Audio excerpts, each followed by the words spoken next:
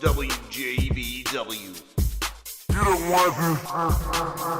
electronics is so predominant that people would really prefer that. Yes, they do, and it is JB Webb out and about, and I'm at the Peacock Room tonight, and this is one I've been working on getting this local legend interview for about a year, and it is with the leader, the front man of Solillaquist Sound, Hassan Swamburger Brooks. He is here with me, and how you doing? What up, world? I'm doing real good. You're awesome, man. I appreciate you so much. We've been talking about doing this local legend interview. We were going to try to get everybody. So just to be clear, it's for the whole group, but we're going to interview you as the local legend. Right. So that's how I'm putting it out. Right on. I'm putting it out there like it's you, perfect. But it's the whole group. It's really, you guys have done such amazing stuff in this town in the last 10 years, and you especially. I love what you do with community. Like tonight, we're at the Peacock Room, and you guys have kind of like a freestyle night where everybody gets up and they can jam with you. Yeah. So open mic, done up with Solillaquist of Sound. Myself as the host, my wife also as a host. Yeah. There's Da Vinci on the beats, if you can hear him back in the background now. There's Chris Davis on keys, and then there's Beef Wellington, man, my other producer from a while back, from the 2000s, well, early 2000. He's also on the Moog. Okay, yeah. So when you guys first got together, that was probably over 10 years ago, right? Oh yeah, over a decade ago, man. And when we got together, that's when I first heard Da Vinci's beats, I was like, all right, I could be part of this. This is something I want to roll with. Well, tell me, what I love, man. Tell me a little bit about kind of your background and how did you was the written word, was rap, was that always in you, or how early did you know? My father was a poet. You know what I'm saying? My father's father was a poet. Yeah, his father's father was a poet. I come from a long line of poets. Okay. Yeah. Okay. And so basically and my mother's an artist, but basically how everything kind of got started is my grandfather, while my mother and my father were trying to hook up, my grandfather thought that my pops was this gangster, this thug. So he wouldn't allow my father to get close to my mother. Okay. So my father had to write poems to my mom's. Yeah. Okay. You know what I'm saying? Now later on when I was born, you know what I mean? Yeah. I'm playing hide go seek in the first house that they bought.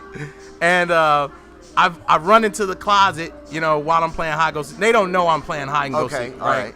But I ran into the closet. While I'm running into the closet and hiding there for a few, I stumble on a bunch of different boxes in there, and these boxes are full of notebooks. All his. And these are the notebooks are filled with, they're like love letters. How old were you when you found them? Oh man, I don't even know. 6, 7, 8 maybe, something like that? No, probably maybe younger? 3. Oh, you know what I'm saying? 3, 4, so you couldn't even like really read them. You were just like, I definitely was able to. I was able to read, and I was able to not all of the words, of course, that he wrote, and I was able to write. Speaking So you knew what you were. I knew what I was stumbled onto. Okay. Yeah, you know what I'm saying? And I knew who they were too.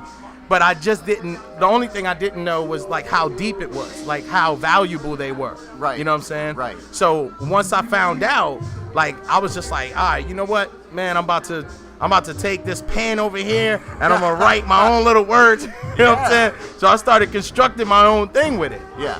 And the next thing you know, man, what ends up happening is, every time my father would sit down to write, I would write. Okay. You know what I'm saying? So that's pretty much how it got started, so man. It was kind of, you fed a little bit off of what he had existing, and you said, okay, this is something I'm good at, and so that was right at a young age. Exactly. I was just trying to be my father, man. Did you? And I love that it started out as poetry. Did you? Were you instantly kind of drawn to hip hop? And rap, and because my pops would also bring. My mother was a dancer. Oh, you know what okay. I'm saying? Okay. And she was in a play back in the day called Black Girl. Okay. Right? All right.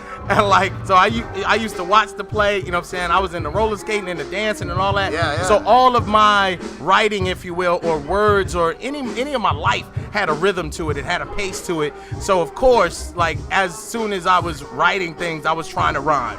Yeah. So like a lot of, because he did poetry and all of these things rhymed anyway, like I was creating rhymes, but I was creating like prose-like rhymes. You know what I'm saying? Okay, yeah. So prose is not supposed to rhyme, but you know what I'm saying? But to me, in my mind, like these were stories that I was You writing. just said I'm getting it out. Right. and I would this is how rhyme it's every coming now out. and again. Right. Just to break Yeah. that rule, if you will. Yeah. No, that's. Oh, and my first story, it was about Santa Claus being Satan. I rearranged the words in Santa and made Satan. Okay, so there you go. you're getting all hieroglyphic. Yeah, hey, man. Hey, man. That's funny. Deep little kid. So, how old were you when you started to, kind of say, hey, I got something here, or this, I'm feeling what I'm doing. Ah, man. And when you and Da Vinci first hooked up,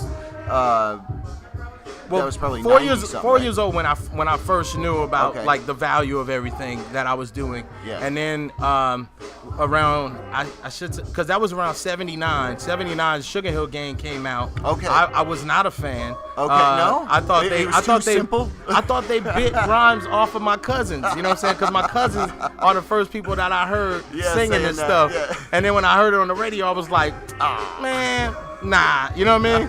But the other stuff that they were doing at that time, like as far as what radio was playing or beginning to play, you know what I'm saying? Yeah. I got into later on. Wasn't a fan of Run DMC and things like that. Now. Okay. Now, Were man, you like more I was, like Curtis Blow? Yes. Yeah. Okay. Yes, definitely. Okay. Melly Mel. Like I was, you know what I'm saying? Oh. Like that. The message, man, that was what I was okay. into. All Like right. I was just like, I loved when people told stories and it was about more than like, having a good time. Well, I just man, the Solillaquist sound, your band, what you guys do is so transcendent. When you're hearing the music, it brings you together and it takes you out of your body.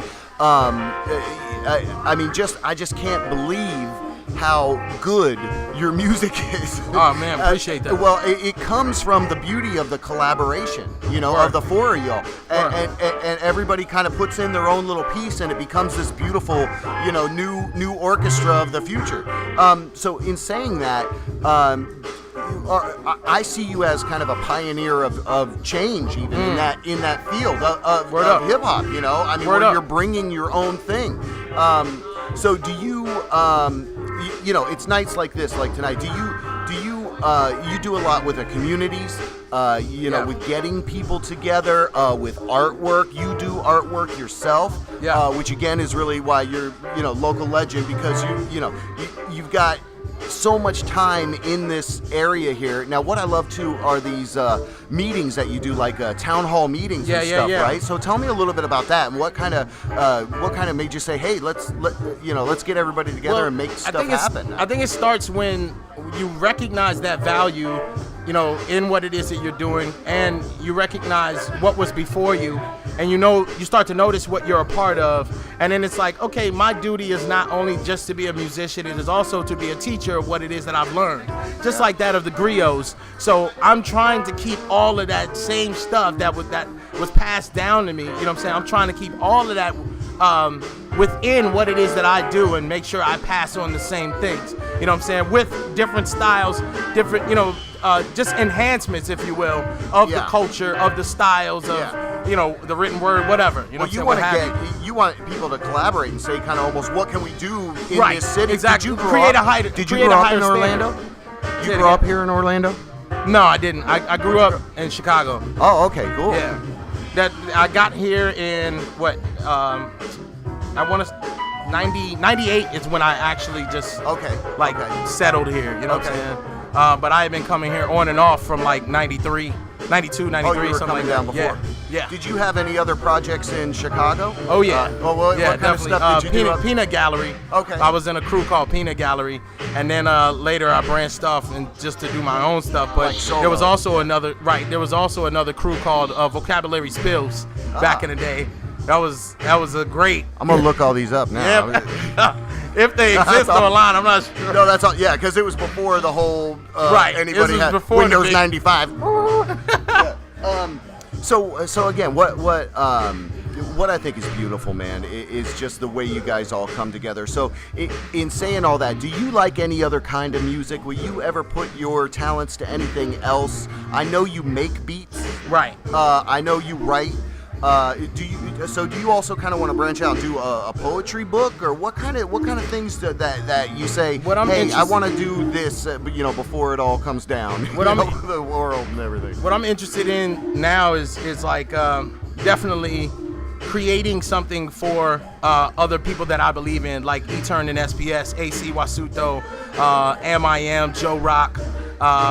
Like these people that are within my record label called Second Subject Recordings. I do believe that they are the future of hip-hop music, even music, if that is to be the case. So it's kind of you being the shepherd. Of course. Okay. Because you were got with, to be. what, AT? Well, that's part of right? passing it down. I think that's what it is that Africa Mbata, taught to a lot of folks when he went to Africa, came back and was like, look, this is how we gotta raise the bar. This is how we gotta start living from now on. You know what I'm saying? Because there were things that we were passionate about as far as hip hop music was concerned.